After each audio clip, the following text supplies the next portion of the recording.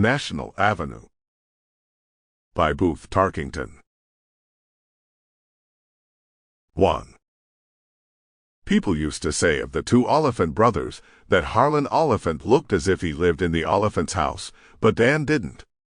This was a poor sort of information to anyone who had never seen the house, but of course the supposition was that everybody had seen it and was familiar with its significance. It stood in a great, fine yard, in that row of great, fine yards at the upper end of National Avenue, before the avenue swung off obliquely and changed its name to Amberson Boulevard. The houses in the long row were such houses as are built no more. Bricklayers worked for $1 a day, and the workman's day was 10 hours long when National Avenue grew into its glory. Those houses were of a big walled solidity to withstand time, fire, and tornado, but they found another assailant not to be resisted by anything, this conqueror called progress being the growth of the city. Until the growth came they were indomitable and fit for the centuries.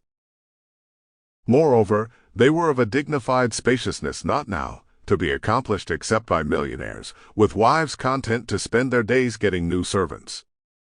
The New Yorker, admitted to these interiors upon a visit westward, discovered an amplitude with which he had little familiarity at home, where the brownstone fronts and squeezed apartments showed him no such suites of big rooms, for, of all the million people in New York, only a dozen families could have houses comparable in size or stateliness.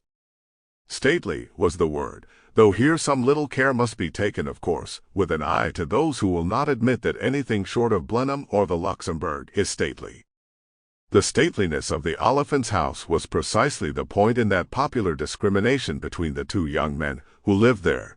Harlan Oliphant, like the house, was supposed to partake of this high quality, but stateliness was the last thing anyone ever thought of in connection with Dan. The youth of the brothers, in the happy and comfortable 90s of the last century, is well remembered in their city, where the Christmas holidays could never be thought really begun till the two Oliphants had arrived from college and their broad-shouldered, long-tailed coats and incredibly high white collars were seen officially moving in the figures of a cotillion.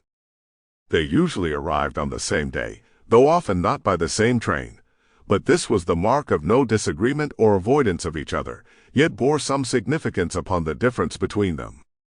It was the fashion to say of them that never were two brothers so alike yet so unlike, and although both were tall, with blue eyes, brown hair, and features of pleasant contour decisively outlined in what is called a family likeness, people who knew them well found it a satisfying and insoluble puzzle that they were the offspring of the same father and mother.